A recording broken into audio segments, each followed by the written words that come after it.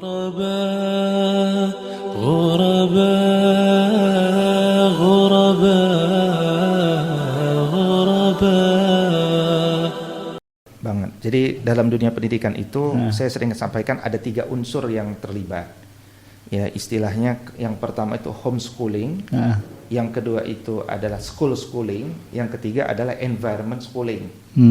Jadi sebenarnya narasi Quran itu pendidikan dilakukan oleh orang tua di rumah sebenarnya, nggak perlu sekolah. Ya, sebenarnya nggak perlu sekolah. Ya kan? Gitu ya. Kalau orang tuanya nggak kemana-mana. Ini sekolahnya, gitu kan? Apalagi kalau orang tuanya pakar-pakar pendidikan, ya nggak usah, ya udah cukup gitu. Justru orang lain berguru di rumah dia kan gitu kira-kira. Jadilah sekolah juga. Gitu.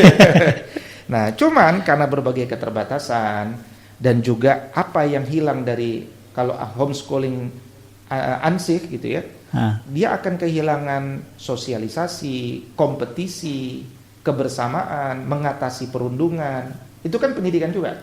Perundungan itu kan terjadi di sekolah. Betul. Nah, ketika anak mengalami perundungan, apa yang harus dilakukan? Ya, itu juga bagian daripada pendidikan sebenarnya. Nah, ini yang kemudian kita harus pahami. Nah, karena itu dalam bab ini ya harus ada kesamaan cara pandang antara pendidikan di rumah, pendidikan di sekolah dan juga pada akhir nanti pendidikan di lingkungan gitu ya. Nah, tapi kalau kita kembalikan pada konteks mendisiplinkan ya. Sebenarnya apa sih tujuan pendidikan kedisiplinan gitu ya? Pertama adalah orang tua harus membantu murid-murid biologisnya atau anak-anaknya supaya matang pribadinya. Nah, itu yang pertama. Ya, yang kedua, supaya ini maksudnya niat-niatan yang positif ya. Jadi kalau kita menghukum sekalipun, niatannya juga harus positif sehingga caranya harus positif gitu ya. Contoh misalkan, apakah positif kalau kita menghukum seorang anak untuk dijemur di tengah matahari siang bolong, misalnya itu kan? Itu jangan-jangan berbahaya bagi kulitnya, berbahaya bagi fisiknya, kan begitu. Tapi kalau dia dijemur pukul 9 sampai pukul 10, bagus. Memang hukuman, ya kan?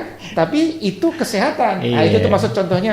Pada akhirnya orientasinya kan berbeda. Nah, maka bentuk hukuman yang bernuansa kedisiplinan itu akan membantu anak matang pribadinya, itu pertama. Yang kedua akan membantu anak untuk kalau punya masalah dia bisa atasi masalahnya sendiri gitu. Dan yang ketiga kita harus dalam rangka melatih anak untuk bisa mengontrol kemauannya, mengontrol dirinya dan seterusnya ya. Dan ini butuh keterlibatan daripada orang tua ya.